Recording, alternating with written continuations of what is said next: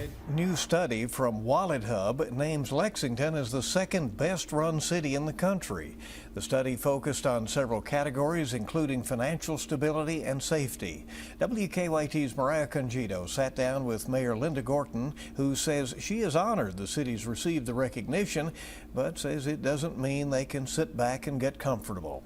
When it comes to running a city, it can seem like a tall order, and it certainly is. So when Lexington came in as the second best run city, it was a nod to the hard work local leaders do every day. It says something to the taxpayer about how we look after their money and this community. And so I'm honored and very happy. According to the WalletHub study, they used operating efficiency to measure the effectiveness of local leadership, which Mayor Linda Gorton says is high priority. It has to do with how you use your money, how you use your bonding, a whole lot of different metrics, and what you're spending your money for. Mayor Gorton says it's very complex, especially as the city grows. Right now, there are about 325,000 residents. We have over 3,000 employees who work on this every day of the year. The study focused on 6 categories: financial stability, education, health, safety, economy, and infrastructure and pollution.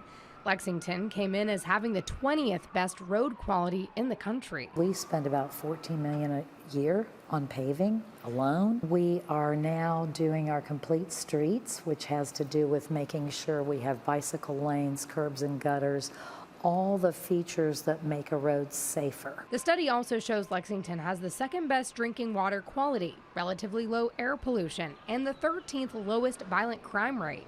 Mayor Gorton says if the city isn't safe, the other things don't matter. We have done a lot of work in that area. Technology for our police. We've got one Lexington team working hard.